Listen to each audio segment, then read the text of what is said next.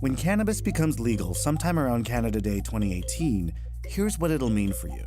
If the government legislation passes as is, you'll have to be at least 18 to buy weed in Canada, but the provinces could raise the minimum age.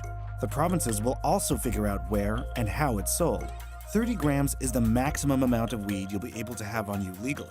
For those of you used to buying from a dealer, that's just over an ounce. And every household will be able to grow up to 4 plants. But the legislation also brings in some tough new penalties. Illegal sales and distribution could mean up to 14 years of jail time. Same goes for selling weed to a minor. By comparison, selling alcohol to someone who's underage in Ontario comes with a possible 1-year jail term. And if you're caught with an illegal amount of cannabis in your blood while driving, you could face anywhere from a $1,000 fine to 10 years in jail. To enforce that, the bill allows police to test drivers' saliva for THC. There are no details yet on how the federal government will set the price of weed or tax it. And the fate of the scores of pot dispensaries that have sprung up around the country is still unclear.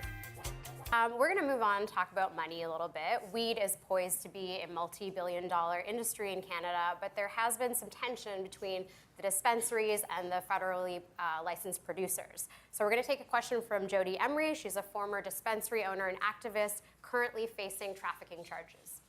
Hello, Mr. Prime Minister. Hi, Good Jody. to see you again. Good. My question is, how does your government intend to incorporate the longtime activists and medical marijuana dispensaries who helped make legalization possible when your system is proposing to restrict the production to only big licensed producer companies? Okay, actually 2 things in that, Jody, and that's a great question. The first one, you mentioned medical marijuana. Right now, the medical marijuana system, which we've heard, all sorts of people how, certain aspects of marijuana is really good for certain conditions. The medical marijuana system that exists in Canada will stay as is for the coming years.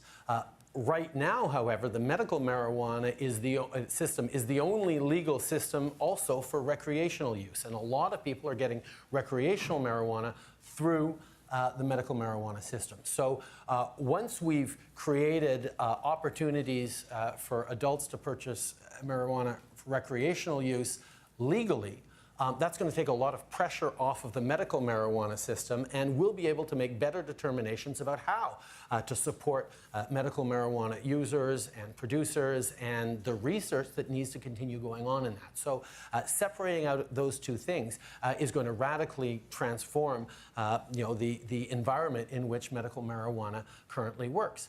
We have a system that isn't working. It's hurting Canadians. It's hurting minorities, it's hurting young people. The current system doesn't work to protect our communities, to protect our kids. We need to change that.